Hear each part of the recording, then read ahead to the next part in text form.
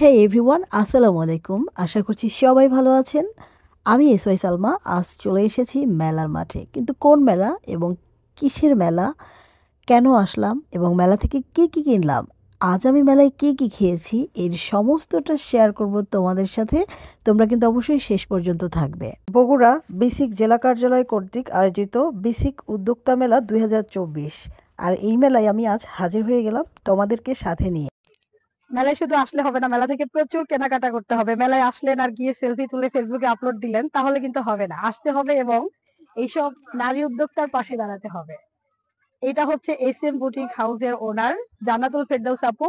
আপনারা মেলায় আসলে অবশ্যই মেলায় ঢোকার পরে 19 নাম্বার স্টলে, বাম দিক থেকে 19 নাম্বার স্টলে অবশ্যই আসবেন। এবং আমি আসছি আপুর কাছ থেকে শাড়ি নেওয়ার জন্য।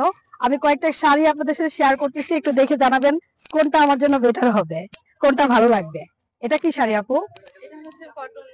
এটা হচ্ছে কটন শাড়ি। এরকম এক কালার শাড়ি আমি অনেকদিন ধরেই খুঁজতেছিলাম। এটার কালার আছে অনেকগুলো। কয়টা কালার আছে আপু?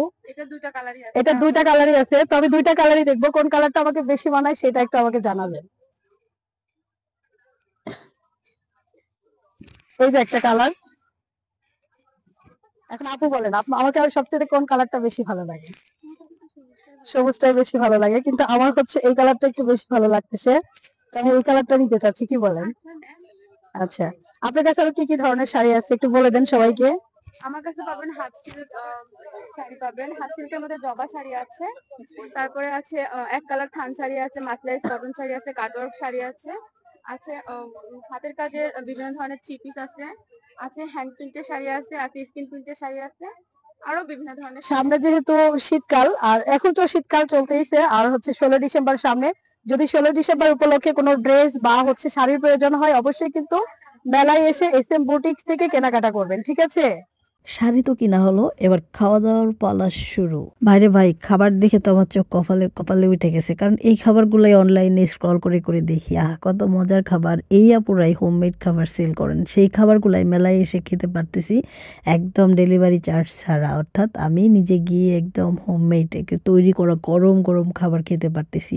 কি যে মজা লাগতেছিল আমার খেতে। আমি তো প্রায় মানে খেতে খেতে পেটটাকে এমন অবস্থা করে ফেলছিলাম। যাই হোক, সেই কথা আর না বলি। তবে মেলায় আসলে অবশ্যই আপনারা মাশরুম ফ্রাইগুলো ট্রাই করবেন। এছাড়াও মজার মজার পিঠা, শীতকালীন যাবতীয় যা কিছু আছে, একটা খাবারও কিন্তু মিস করবেন না। হ্যাঁ, আমি কিন্তু অনেক খাবার খেয়েছি। সো আর দেরি কিসের, চলে আসুন মেলার মাঠে। মেলা এনজয় করুন, মেলাতে আসুন। মেলা থাকবে 16 ডিসেম্বর পর্যন্ত মেবি, তারপরে থাকবে কিনা জানি না। সো হাতে বেশি সময় নেই, চলে আসুন সবাই মেলায়। আজকের ব্লগটা এখানেই শেষ করছি। সবাই ভালো থাকবেন, সুস্থ থাকবেন। আল্লাহ হাফেজ, টাটা।